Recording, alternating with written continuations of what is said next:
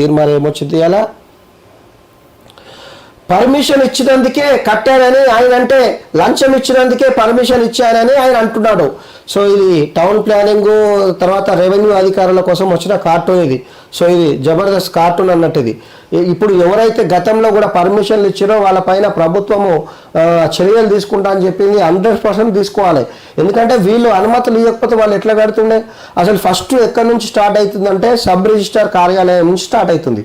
ఇప్పుడు sub registrar కార్యాలయానికి ఒకటి రిజిస్ట్రేషన్కి ఒక డాక్యుమెంట్ వచ్చినప్పుడు ఆ డాక్యుమెంటు అది బఫర్ జోన్లో ఉందా, ఎఫ్టీఎల్లో ఉందా, లేకపోతే ఫారెస్ట్ ల్యాండ్లో ఉందా,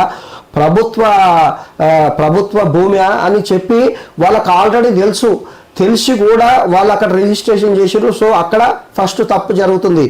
అది జరిగినాక అక్కడ నిర్మాణానికి అనుమతులకు టౌన్ ప్లానింగ్కో లేకపోతే రెవెన్యూ అధికారుల దగ్గరకు వచ్చినప్పుడు అక్కడ వాళ్ళకు ఎంఆర్ఓ కానీ తర్వాత ఆర్డీఓ కానీ తర్వాత టౌన్ ప్లానింగ్ అధికారులకు వాళ్ళకు కూడా తెలుసు ఇది బఫర్ జోనా, ఎఫ్టీఎలా లేకపోతే ప్రభుత్వ స్థలమా అని తెలిసి అనుమతులు ఇవ్వడము ఇక్కడ రెండో తప్పు. అంటే ఇక్కడ ఏమవుతుందంటే ఫస్ట్ సబ్ రిజిస్ట్రారు తర్వాత టౌన్ ప్లానింగ్.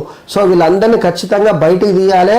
ఇంకోటి రాజకీయ నాయకుల దగ్గర లేని డబ్బు కూడా సబ్ రిజిస్ట్రార్ల దగ్గర తర్వాత ఈ టౌన్ ప్లానింగ్ దగ్గర ఉంటుంది. ఎందుకంటే ఉదాహరణ నేనే చెప్తున్నా, మల్కాజ్గిరిలో ఒకటి 4 సంవత్సరాల క్రితము అంటే నేను మా ఫ్రెండ్ కూడా పోతే అది ఎఫ్టీఎల్లో ఉందని చెప్పి అప్పుడున్న సబ్ రిజిస్ట్రారు ఒక్కొక్క డాక్యుమెంట్ దగ్గర 20,000 రూపాయలు తీసుకుంటారు. అట్లా ఒకవేళ రోజు ఒక 5, 6 వాళ్ళు రిజిస్ట్రేషన్ చేస్తే సబ్ రిజిస్ట్రార్ ఇన్కమ్ ఎంత డైలీ 1,00,000 రూపాయలు. నేను తక్కువ చెప్తున్నా, అది చిన్న అపార్ట్మెంట్లో ఫ్లాట్లకు. మరి అదే పెద్ద పెద్ద స్థలాలకైతే అందుకే చెప్తున్నా రాజకీయ నాయకుల కన్నా ఎక్కువ ఇన్కమ్ వీళ్ళదే ఉంటుంది. కావాలంటే అది నేను ఏమంటానంటే ప్రూఫ్తో సహా నేను చెప్పిస్తా అది ఎప్పుడు అయ్యింది ఏం కథ అయింది అని డేట్ కూడా మన దగ్గర ఉంది.